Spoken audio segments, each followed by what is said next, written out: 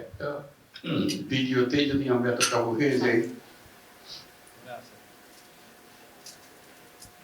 যারা প্রকৃত পরিস্থিতির সামনে ছিল এবং এখনো আছে, তাদের সে পরিস্থিতির শেষ হয় নাই। তাদের অবস্থা কিছু কি আছে?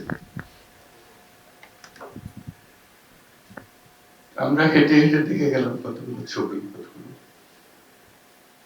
বাস্তব স্কাল্পচার অনুভব করার চেষ্টা করেছি সেদিন কিরকম ছিল, কি হয়েছিল। তার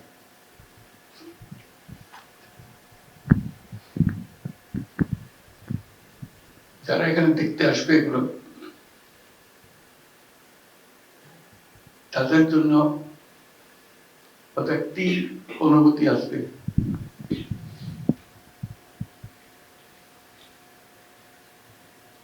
যে বাংলাদেশের সর্বনিম্ন বিন্দু কি এবং সর্বোচ্চ বিন্দু কোথায়, দুটোই কেন। সর্বোচ্চটাও দেখি, সর্বনিম্নটাও দেখি।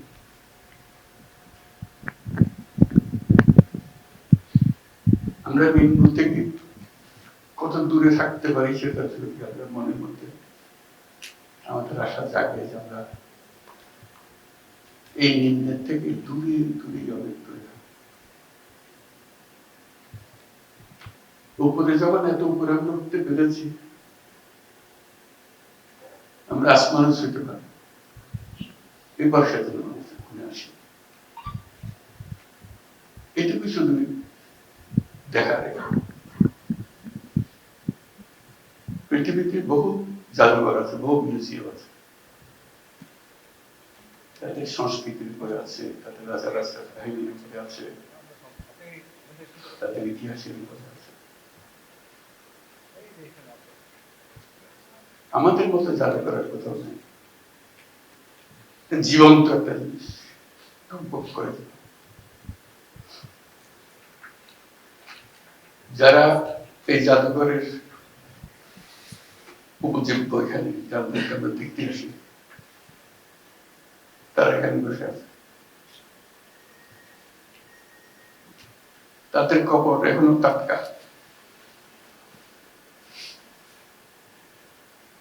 আমরা যে তাদেরকে জাদুঘরের মধ্যে আনতে পেরেছি, এটি আমাদের সৌভাগ্য, বিরাট সৌভাগ্য, জাতির একটা বড় সৌভাগ্য। টাটকা টাটকা ইতিহাসটা আমরা নিয়ে, এত টাটকা ইতিহাস নিয়ে জাদুঘর বোধহয় দুনিয়ার কোথাও হয়নি, আশা করি আর হবেও না।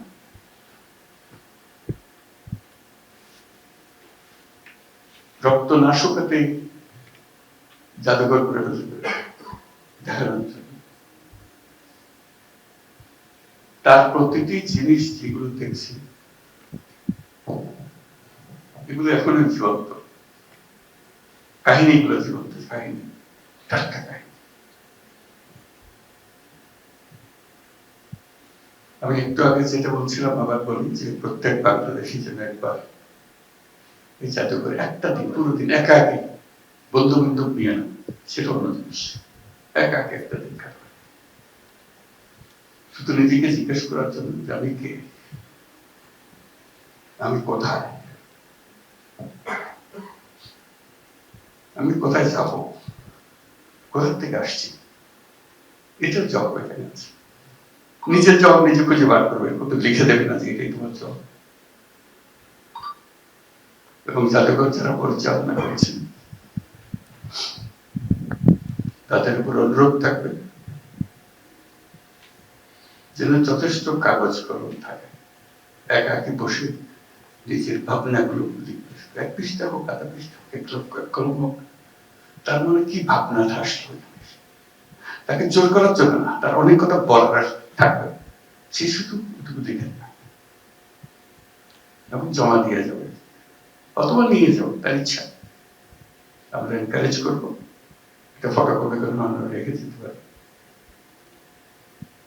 এবং সেগুলো বাছাই করে আস্তে আস্তে অন্যরা যাতে পড়তে পারে, দেখতে পারে, এগুলো ছবিতে দেখবে কিংবা পাঠযোগ্য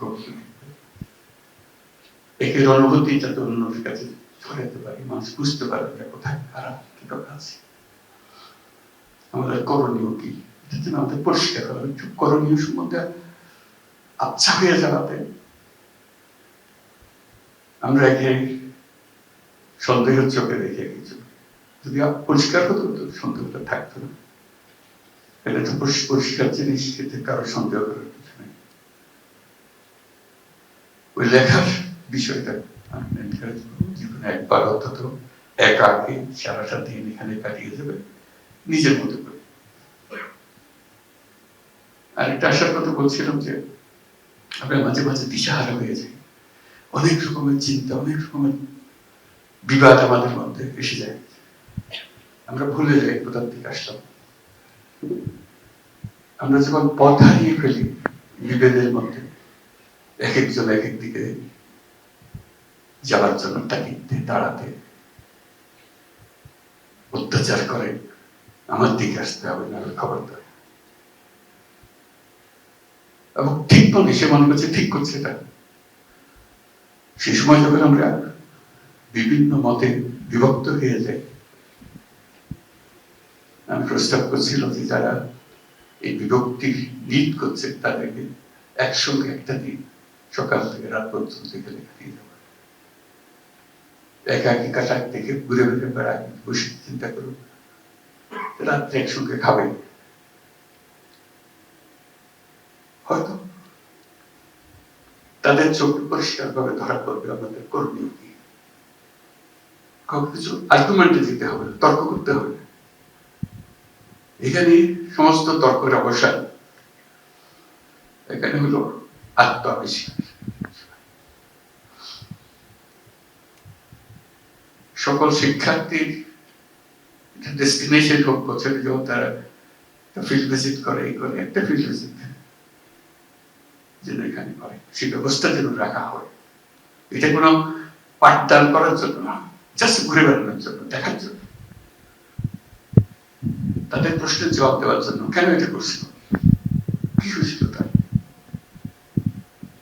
এরা কারা, একটা কয়েক মিনিটের একটা ছবি দেখেই আমাদের এত কান্না কাটে। সব কাহিনী একত্র করলে আমাদের অবস্থান কি হবে বলে? আমরা তো সেখান থেকে আসতেছি। যারা এটা তৈরি করেছে এত চমৎকার ভাবে, এখনো সম্পূর্ণ হয়নি, তাদের প্রতি আমরা কৃতজ্ঞ, জাতি কৃতজ্ঞ, অনন্য একটা জাদুঘর তৈরি করার জন্য। এই জাদুঘর এই দিশাহারা জাতির পথ খুঁজে দেবে, এখানে পথের ঠিকানা পাওয়া যাবে। এটি হলো এই জাদুঘরের বৈশিষ্ট্য।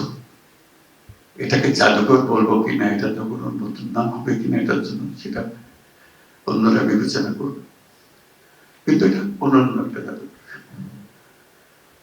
যেখানে জাতি পুনঃ নিজেকে আবিষ্কার করবে। তো যারা এটার প্রণেতা, বিচ্ছিন্নভাবে আমরা সব টুকরে টুকরে সব জানি, আমরা কোনোটাই অপরিচিত, সবার পরিচিত। আয়নাগরের বাসিন্দা তো এখানেই আছে, যারা পরিবারের বাবা মা আত্মীয় স্বজন হারিয়েছে, তারাও এখানে আছে। কিন্তু এটা সবার মাঝখানে, সবার মনের মধ্যে ধরে দেওয়া, এটা তো সুন্দরভাবে তুলে ধরেছে। তার জন্য চিরদিন জাতি কৃতজ্ঞ থাকবে, তাদের প্রতি আমরা কৃতজ্ঞতা জানাই এবং একটা হাত তালিও দিয়ে দিতে পারি। সবাইকে ধন্যবাদ।